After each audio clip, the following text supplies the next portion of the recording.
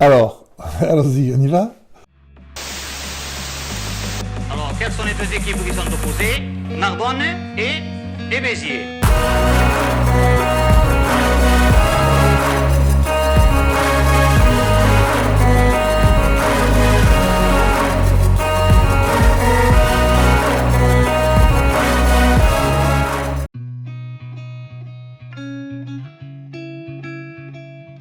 Ortolan Jean-Pierre, pilier gauche, club AS Béziers, Racing Club Narbonnais et Millau. Nombre de derby, 3 ou 4, je pense, pas plus.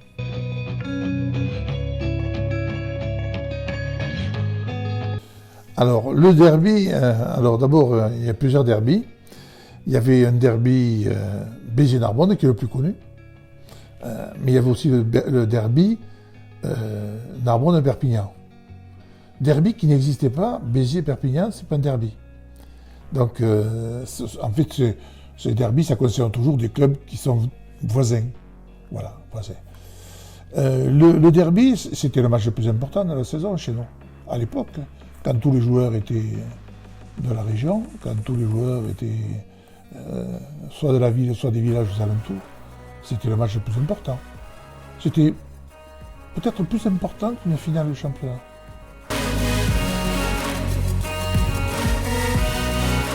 C'est l'histoire, c'est difficile à expliquer. Je pense que l'histoire a une grande part et qu'il n'y a pas que cette explication. Il y a le fait que les frontières étaient plus marquées, si je puis dire, et que de l'autre côté, c'était l'ennemi. Voilà. Alors, donc à partir de là, il n'y avait aucune possibilité de dialoguer. Ouais, c'était clair et net. Ah, et il fallait gagner, bien sûr.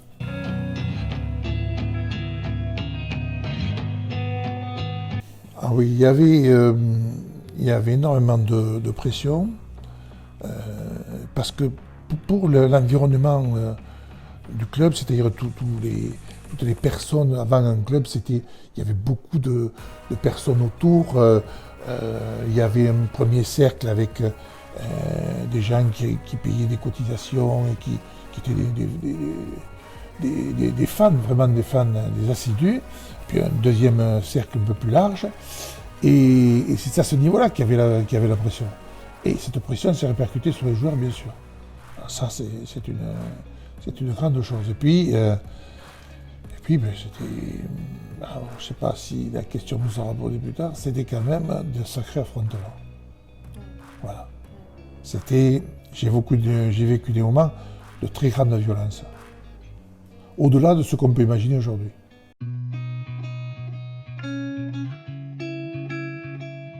Oui, beaucoup plus rude. Il y avait moins d'intensité, de contact, ça c'est sûr. Mais malheur à celui qui tombait à terre. Parce qu'il avait fort peu de chances de se relever. Voilà, j'ai vu des trucs vraiment. Mais après, au bout d'un certain temps, on ne peut plus rien maîtriser. J'ai même vu un arbitre se retrouver à genoux, le nez en sang, en train de se mettre du coton dans les narines, dans un Béziers-Narbonne, mais qui n'avait pas vu venir le coup. Bon, c'était un Catalan, alors on va excuser, mais c'est pas bien. Mais enfin bon, c'est dit quand même. Et donc, il n'y a pas eu même pas eu une pénalité, il n'y a rien eu. Parce qu'on ne savait pas qui c'est qu'il y avait. Et les Narbonnais disaient c'est un Biterrois, et les Biterrois disaient c'est une manche orange et noire. Donc, bon, dans le doute, il n'y a pas eu aucune pénalité, et on a recommencé à mêler, lui avec son bourré de coton dans le nez. Voilà, on a continué le match comme ça. Voilà. Si je puis dire, match si je puis dire.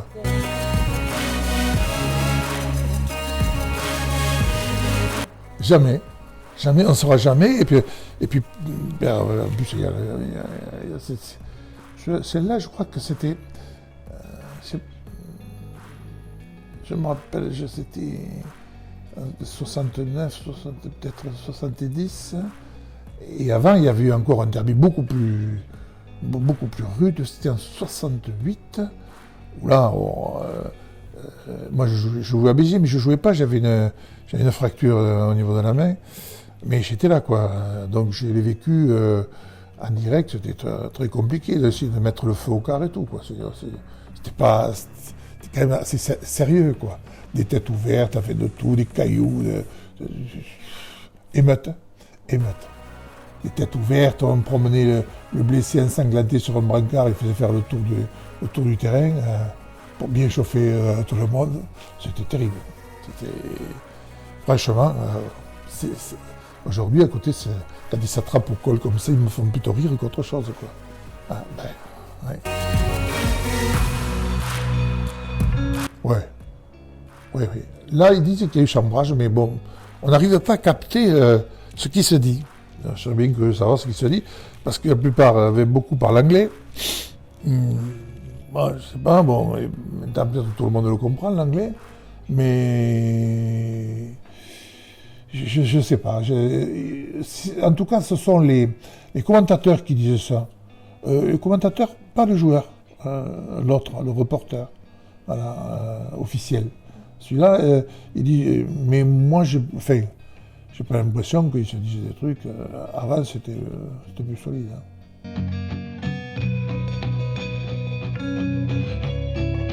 Alors, je pense que le jour du derby, oui, mais aujourd'hui, je note que les joueurs, quand ils jouent à l'extérieur, c'est comme s'ils jouaient en terrain neutre, pratiquement.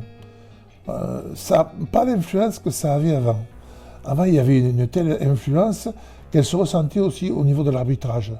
Il y avait souvent un arbitrage maison qui voulait avoir une sortie tranquille, l'arbitre voulait avoir une sortie tranquille et bien être encensé par tout le monde, plutôt que d'avoir à prendre des décisions où il déclenchait des broncas, quoi, et où il risquait d'ailleurs d'avoir des difficultés pour sortir.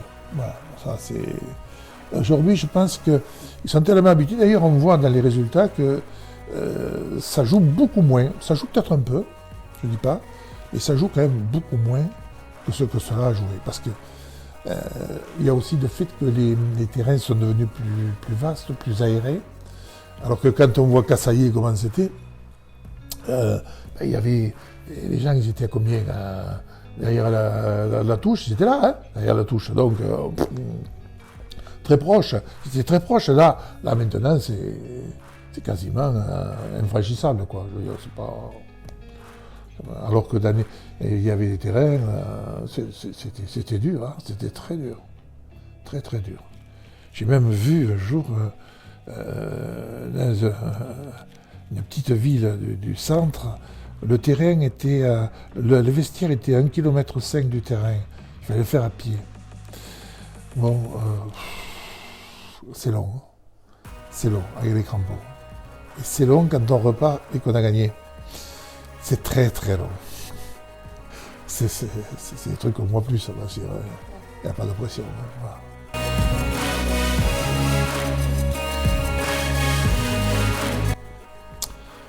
Alors, difficile à répondre. Non, je pense que dans un derby, on peut pas, devant en tout cas, on peut pas être marqué par un joueur. Pourquoi ? Parce que c'est très solidaire, très collectif, très, très rude, et que cela nivelle les valeurs aussi. C'est-à-dire que le gars qui d'habitude est un excellent joueur et tout, ben, il est plus un excellent joueur. Il est un joueur comme les autres, et il se défend pour son intégrité physique. Et tout le monde est placé au même niveau. Parce que d'ailleurs, quand on se bat, on ne joue plus. Voilà. Donc, quand on était inférieur en qualité rugbystique, on déclenche une bagarre générale. Enfin, c'est comme ça qu'on faisait. Au bout de 2 ou 3 bagarres générales, ils jouent moins bien les autres. Ça se calme. Voilà. Et on peut peut-être espérer gagner. Sinon...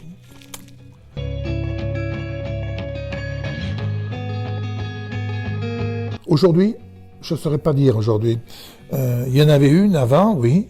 Il y en avait une avant qui était notable. Alors Béziers, c'était un collectif d'avant super costaud et super fort. Une bonne charnière. on dirait aujourd'hui, il y avait un facteur X, parce que pour aller le langage d'aujourd'hui, qui était Cantoni, et qui pouvait à lui seul faire changer la face des choses. Et donc un jeu, plutôt un jeu d'avant, voilà, avec une excellence charnière. Narbonne, c'était un jeu plus complet. Les avants avaient moins d'organisation, moins de discipline, mais le ballon circulait et il y avait une attaque qui était très bonne. Voilà. Donc il y avait un jeu plus complet. Voilà. Alors que Béziers, c'était un jeu axé sur les avants, mais efficace. L'efficacité, rien à dire. Hein.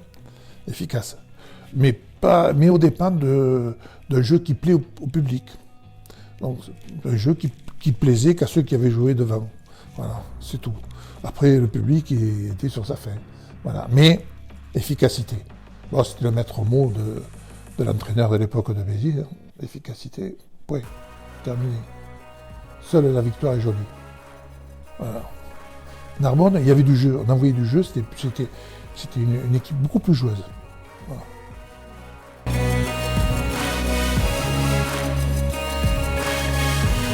Aujourd'hui,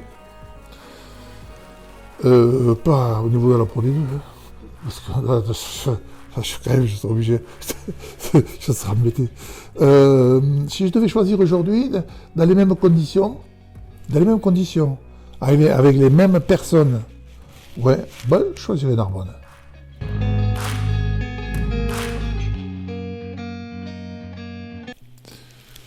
Meilleur souvenir pendant un derby. Oui. Eh bien, c'est quand on marque le deuxième essai en 1974 par des Princes.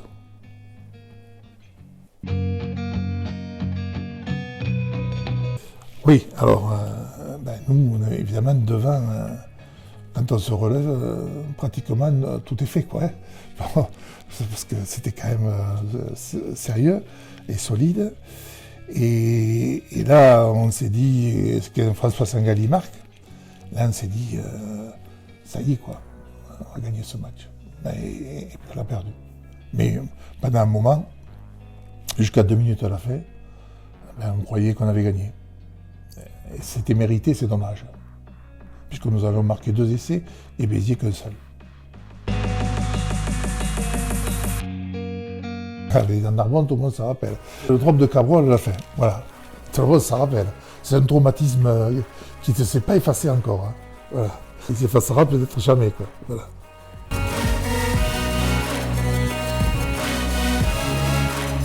Oui, alors Sauquières, c'était un stade relativement grand pour l'époque, même très grand. C'était bon, c'était pas impressionnant. Enfin, moi, en tant que joueur évidemment de Béziers, je n'avais pas de raison d'être impressionné, bien sûr. Mais c'était un grand terrain pour l'époque. Narbonne, c'était un petit terrain. Ou alors là, je me souviens que dans les vestiaires, les supporters tapaient les pieds, il y avait la poussière qui passait entre les lattes, qui nous tombait dessus. Je te dis, là, on est dans un autre monde. Bon, ça sent le primitif ici. La poussière qui tombait, ça m'avait marqué ça. Donc des douches aussi qui étaient fait. Et puis donc un terrain très très concentré avec des supporters, un coin supporter qui s'appelait, je me rappelle, le coin des Anto, je ne me rappelle plus, où il y avait tous les vieux là, qui avaient choisi le soleil, qui était le plus à l'abri de la tramontane, et où ils prenaient bien le soleil. Et là, c'était les terribles, là, c'était un coin particulier. Et puis, c'était beaucoup plus concentré, quoi. C'était compliqué. Puis après, il fallait sortir avec le bus pour se dégager de Cassaillet, c'était pas à Sauquières. Et puis on pouvait attendre, mais là... C'était complètement différent. J'ai l'impression, là, vraiment, d'être dans un autre monde, quoi. Parce que Béziers, c'était un stade qui a été bétonné, vaste. Bon, pour l'époque, c'était moderne, évidemment. C'était moderne, mais bon, après, évidemment, tout change. Et par contre, je suis arrivé là-bas, j'ai dit, oh, on est dans une cabane, hein. C'est tout en bois. Poussière, ça m'a marqué toujours ça. Cette poussière qui tombait quand tu tapais comme ça avec les pieds. C'était extraordinaire. Mais c'était rigolo.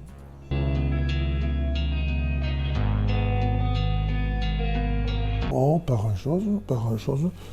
Généralement, on évite de se parler. En tout cas, moi, personne ne m'a jamais parlé. Et moi, je parlais pas aux autres non plus. Hein. Bon, on n'avait pas des gens qui nous tapaient sans arrêt. Non, c'était silencieux.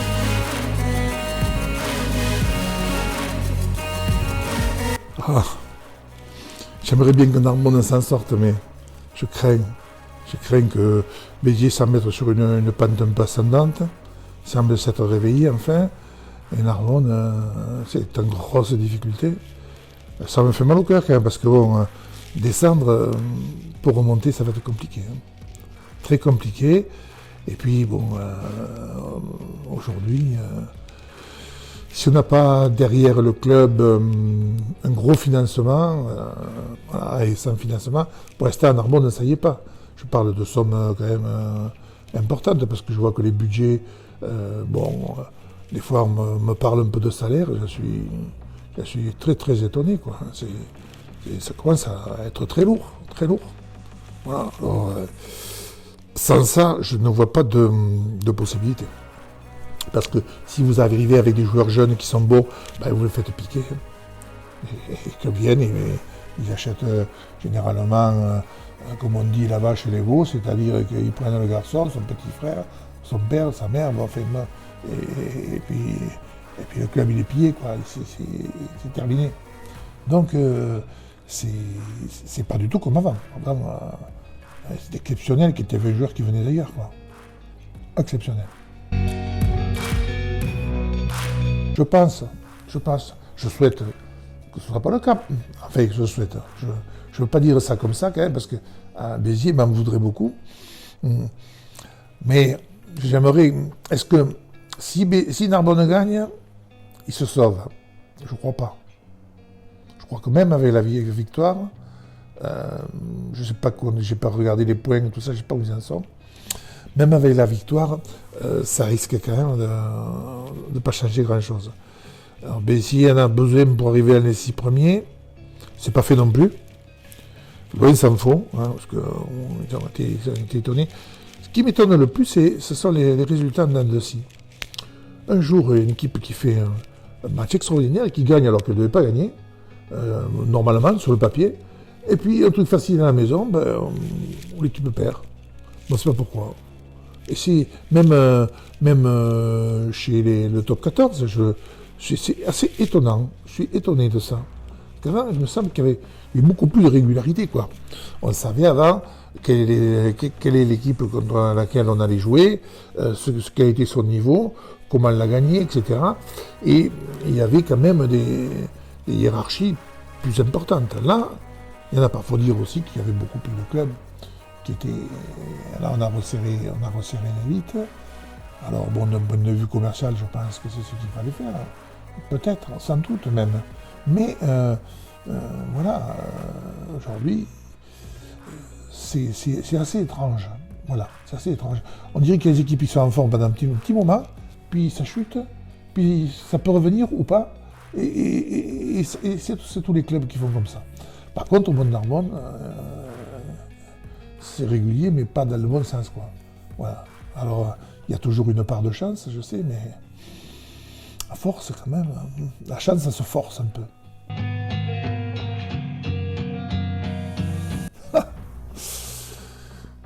Bon, et comme je suis à Narbonne, puisque je suis là, je suis ici, à Grissan.